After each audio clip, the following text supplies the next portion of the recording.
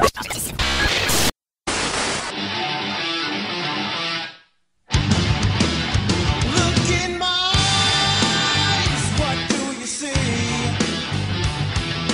cult of personality. I know your anger. I know your dream. Oh yeah, I love that intro. I absolutely love that intro. That song right there is for all you CM Punk lovers, all you WWE nerds like me who miss Punk. We're not here to talk about WWE though. We're here to talk about Iowa. Hey there, my name is Andrew Kula. Good morning. Good morning. It is Tuesday, February 25th, the year 2014. This is the Voice of the Hawkeyes podcast. You're probably listening to this on voiceofthehawkeyes.com, part of the great 24/7 sports network. We're covering football, baseball, basketball, wrestling for Iowa, and we do it great. We do a good job, if I may say so myself. Welcome to episode number 3 of the VOTH podcast. Like I said, I'm Andrew Kula, and we have a big day, big show ahead of us. Have an interview with Trey Dickerson, who's a point guard recruit, the top JUCO point guard according to the 24/7 Sports Composite, and he'll be on the show today. Talked with him for about 10 minutes, a little bit more, a little bit less, and just kind of picked his brain about what it's like to grow up in New York. He was out in LA for a while, and now he's up in North Dakota. So we talked about that, talked a lot about basketball, of course, and a little bit about recruiting, because you got to expect that from the VOTH podcast. So big show today. Really excited to just delve into that with Trey. He's a top Iowa point guard target. Really one of the top targets for Fred McCaffrey and crew.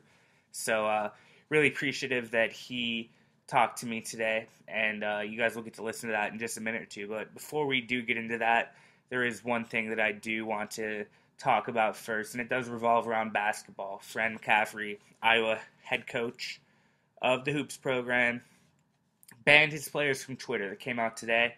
No more Twitter.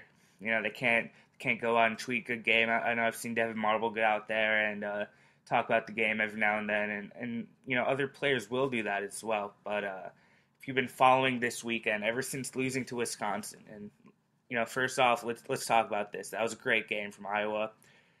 I was disappointed, though. I was disappointed that they lost. I think that they could have won it, and I know they could have won it. They had themselves in the position to win that game, and really they just could not capitalize. And Zach McCabe, senior forward, he had that shot there at the end, not right at the end, but about 18 seconds left, had the three-pointer, and slipped out of his hands, man. And really, that was a disappointment because they did have a shot to tie the game there. And my initial reaction was I was upset. I thought that Iowa played well enough in the second half. Their zone defense was all over Wisconsin. And they're shooting well from the floor. Thought that Iowa could have won that game, and that shot was a big one. Unfortunately, McCabe missed. And hey, it happens. I wasn't happy with the fact that ball didn't go to Marble or Oglesby, but at the end of the day, it is what it is, right? That's what happened, and you move on. It's disappointing, but you move on. And apparently, some fans just could not move on from that loss. It was a tough one, I know that, but they took to Twitter and went after Mr. McCabe, and I don't know what they said. I don't know what was said to him, but I do know that he responded, and he basically said, "Hey, you guys suck," and he's not talking to all Iowa fans, but he is talking to those vocal idiots who took time out of their day to really try to ruin his day, and that's kind of what I do want to touch on that. How big of a lowlife do you have to be? And I don't care if you're an Iowa fan, Iowa State, Nebraska, Alabama, USC. It doesn't matter to me, where you're from, who you root for, what your name is, how much money you make. You could be one of the richest people in the world, and if you're that big of a loser and yeah, I do think you're a loser if you tweet at a recruit negative things. And I know a lot of people like to tweet at recruits, hey, come to our school, yada, yada, and I'm okay with that. I mean, it's not my cup of tea. I don't get it, really. but I'm fine with it. I know that some of our posters on VOTH will send a tweet over to a kid every now and then. I think that's fine. Where you cross the line, though, is when you're talking trash to a kid. And here's McCabe, who, sure, he didn't have a great game. He did not have a great game. It is what it is. And I'm okay with saying that. I think it's part of my job to call it how it is. So, yeah, he did not have a great game. But this is a kid who can do more than most of us can on a basketball court in warm-ups than we can our whole lives. You know, he's a good basketball player. He's a Division I, Big Ten college basketball player. And just because he did not live up to the expectations that game, because he could not come up big, how many times does a player really come up clutch? You know? And even if he doesn't, no excuses for those lowlifes to be tweeting crap at him, to be taking shots at him, personal attacks. I just think those people are hacks. That's really what it is. I mean, how low do you have to go in your life to sink to the level where you hop on your computer, say, hey, you know what, that college kid that missed that shot, yeah, I might be a 40-year-old man with a 401k and a good job, but I'm going to tweet at him and tell him that he sucks. You know, I'm probably going to say something worse than that. I'm trying to keep this family friendly, so I'm not going to go where most people probably would go. I think that type of person is really the scum of the earth. And, yeah, I feel bad for McCabe. I feel bad for any player, really. And I know this happens a lot with recruits who have to deal with that. But I'm glad that McCaffrey decided to say, hey, no Twitter for the rest of the season. And I think that that's a great way to focus his team. You know, the Big Ten title, at least in the regular season, maybe out of the picture. They still have the Big Ten tourney, though. They still have the March Madness tourney, NCAA tournament. And I think this team can still do a lot of damage. This is a very good team, very dangerous when they're on. So I think McCaffrey made the right decision by saying, hey, we're just going to get off Twitter. All right, well, there's my rant. And just wanted to get that off my chest this morning. I know that, this has been kind of a topic today, specifically around Iowa basketball. Anybody who follows the team, this has been a topic. So I wanted to give you my thoughts on it. And there you go. If you don't like it, well, I guess hit stop or something, because it is what it is. All right, well, here's what's up next. I told you we had Trey Dickerson, and we do have Trey Dickerson on the podcast. Like I said, talked to him for about 10 minutes, maybe a little bit less, but he's a cool kid. He very open, very, friendly guy. And he's a kid who I think does a great job for himself with the media. He's always very open to the media, always very receptive to just updating people. He plays his game well, not only on the court, but he plays the media game well. And I look up to him for that, because that's a lot of pressure. So after the break here, we'll have Trey Dickerson, who's one of Iowa's top basketball targets, and we'll take it from there. All right, I'm here with Trey Dickerson, who is a JUCO point guard out of Williston State College. That is in North Dakota. Trey, how you doing, man? Hey, I'm doing great, man. It's good to have you. Just so you know, you're going to be the first guest on the Voice of the Hawkeyes podcast. How does that make you feel? Oh, definitely feel great. Okay, good. So, like I was telling you earlier off the air, just kind of want to riff a little bit, hear about your life, hear how things are going. First off, how is North Dakota? What's that like? North Dakota, it's a little different. It's kind of similar to New York. It's real cold. It's a lot of snow and stuff, but it keeps you focused on the right things, like school and basketball. So you just really get better and focus on your schoolwork. So it's a great opportunity. Okay. And you're originally from New York, right?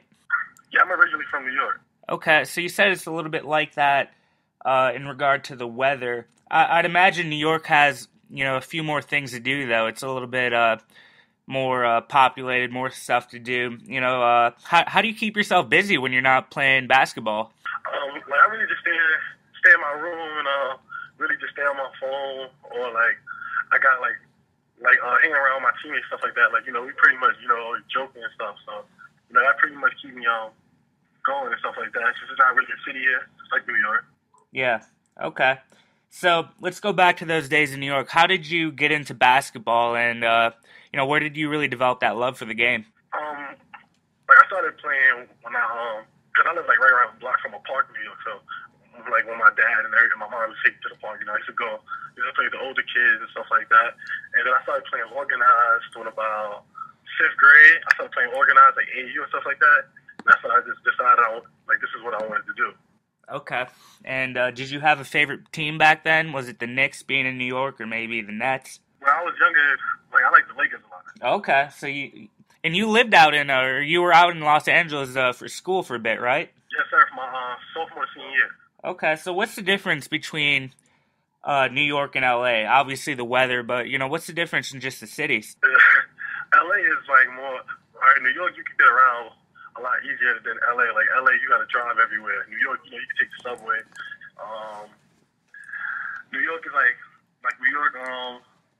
The traffic and everything is it's almost the same, but like LA traffic is probably the worst. Yeah. LA traffic is probably way worse than LA.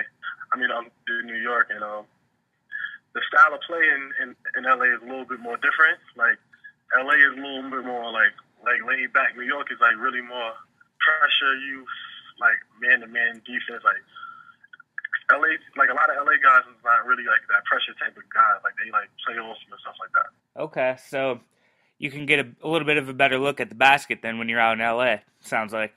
Yeah, a little bit. Yeah. Okay, so growing up, when did you realize that, hey, I might have a chance to play college ball and be a pretty good player? I think in 8th grade when I spoke to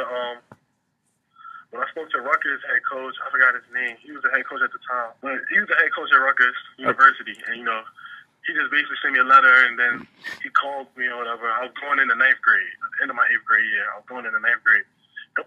His name was actually Fred Hill. Okay. Hill. So I spoke to Coach Hill, and he was telling me, now that I'm getting in high school, a lot of guys are going to take a lot of more serious looks at me and stuff like that. My junior year, that's when they really get, big with the recruiting and everything.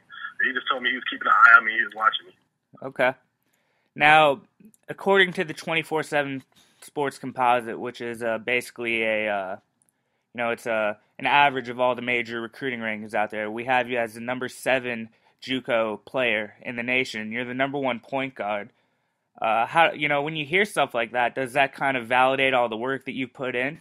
Yeah, honestly, I was definitely excited, when I saw that, because I really work hard, and to see that it all paying off, it definitely felt great. But I know that now that on that ranking, I'm number 1 point guard and number 7 overall. That I got a bullseye on me, so it's definitely keep me on track to to not let up and not slack. So.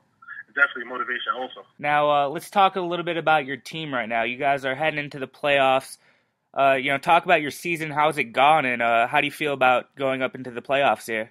The season's been great. We right now we're 26-5, and the games we lost, was close games. So we was right there. So it was definitely a great season so far. Now playoffs, it's one game and you're done. So you definitely got to focus even more now and turn up to another level because, one off night, could be a season. Yep. Yeah, you go home, win or go home. All right, so, Trey, I got to ask you, man, it's my job, got to talk a little bit about recruiting. I don't want to shove it down your throat, but let's just talk a little bit about Iowa. I know that you've been talking with Coach Friend, you've been talking with Coach Francis, and I know you want to take a visit down there, or up there, or is it down there? Yeah, I think it'd be down there. Talk to me a little bit about Iowa and just, your thoughts on the team. I know you've been watching some of their games this season. I like Iowa situation a lot, I talked to Coach Fran, and I talked to Coach Francis a lot. He thinks that they don't have something like me, like a guard like me, that, really create up the dribble and find guys and, my speed and everything. He said, he really think I could, turn it up to another level and, find guys, they can run a lot more if I go there. I definitely told him I'm going to visit after the season.